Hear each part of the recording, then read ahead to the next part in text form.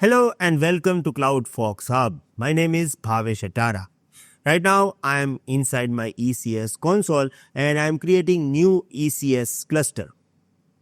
When we are creating this ECS cluster, we have this option like AWS Fargate, Amazon EC2 instances, ECS anywhere. I already explained you all this. Here, I want you to understand this encryption option as well, because inside this encryption option, we have managed storage and Fargate ephemeral storage. Now, what is the difference between Fargate ephemeral storage, managed storage, and how it is actually working? I'm going to explain you all of this in this video. So let's start.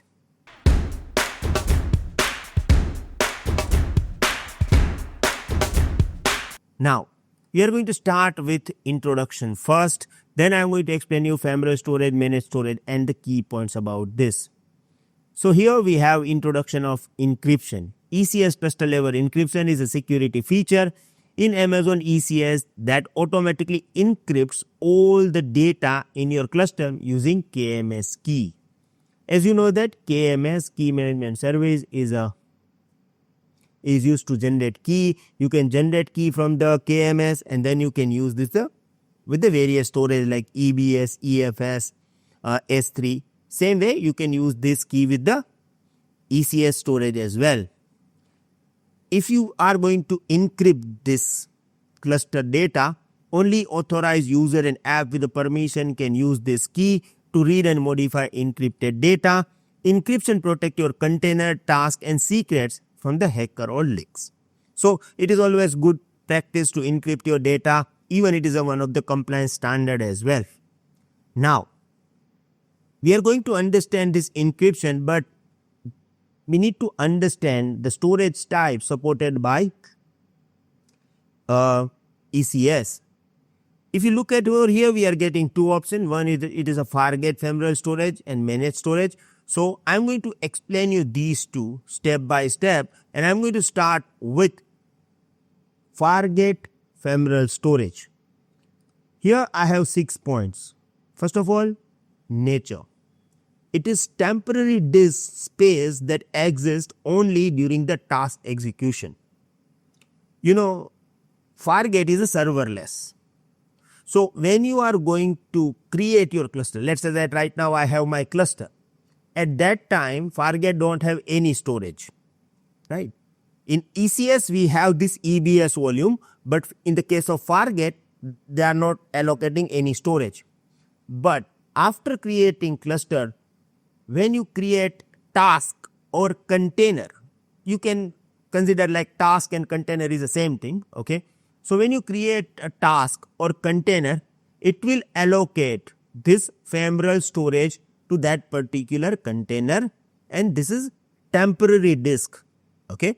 So once you create container, it is going to allocate this storage. Supported launch time, it is only supported by the Fargate, okay? So that's why I'm always calling it Fargate ephemeral storage. Capacity default is 20 GB. AWS is actually providing 20 GB to each and every container or task that you are going to create inside your cluster. And if you want to increase this capacity, you can increase up to 200 GB. But after 20 GB, the charges are applicable. Encryption automatically encrypted when the cluster level encryption is enabled. If you have cluster level encryption enabled, you just need to provide your KMS key detail over here. And then when you click on create a cluster, now all your ephemeral storage will be encrypted. Now, as you know that it is a temporary disk. So when you are going to delete or stop your container, it is going to vanish all the data as well. So that's why we are always using this particular storage for the temporary data, like temporary processing file, application cache, and short-lived logs. Lifecycle data vanished when the task stop. Whenever you will stop your task, means delete your task or container, it is going to vanish all the data. Now you may have one question over here that we understood this, but what if I am using Fargate and I want to store data permanently from the task, right? You don't need to worry about this. For this we have managed storage. You know, Ephemeral storage is only supported by Fargate, but managed storage is actually supported by both Fargate and EC2. So here I am going to talk about managed storage. The first thing is, in ECS we have two types of managed storage supported. One, elastic file system. We already discussed everything about elastic file system. So you are going to create task, and this task is going to connect with your EFS in order to store data permanently, right? You can also use elastic block storage if you want to use this, and it is always most common with the EC2 as well, because when we are creating EC2 here as a part of the container host, we have EBS volume over there, so we can use this, right?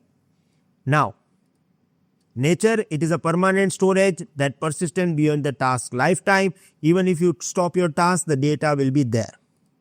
Supported launch type, as I explained you, it supports both AWS Fargate and EC2. Encryption, now we have EFS encryption by default enabled. So even if you are not going to enable cluster level encryption, and if you are using EFS, in the EFS we are always storing encrypted data because it has by default enable encryption option. For EBS we have this option that do you want to enable by default or not. If your EBS volume encryption enabled by default, you do not need to enable from here because it is going to encrypt automatically. If it is not enabled by default, here when you create your EC2, it is going to encrypt this because you have cluster level encryption enabled, right? So same process we have. Now, because it is a persistent storage, so it is best for database, user uploads and configuration files. Means for permanent data storage, we can use this particular option. Lifecycle, persistent beyond the task lifetime. Even if you delete your task or stop your task, it is having the data. So we don't need to worry about loss of our data. Now here I just want to explain you this one important key point as well. Sorry to interrupt you. I know you guys are enjoying our video a lot, because our final ultimate goal is Solution Architect Certification exam. To reach the destination, we required full videos. Path number 1, our 6-in-1 program. Our 6-in-1 program include all prerequisite skills which is needed as a cloud engineer. It include 24/7 support, lifetime update, section-wise practice test, full course practice test with tips and tricks by Bhavesh Atara, how to do exam preparation course, weekly lifetime live session with Bhavesh Atara, and 6 AWS project with documents. Path number 2, you can enroll by paying 499 and get Hindi and English, both the languages, videos of AWS. The choice is yours how to create your success story by choosing best one. Best of luck. Thank you.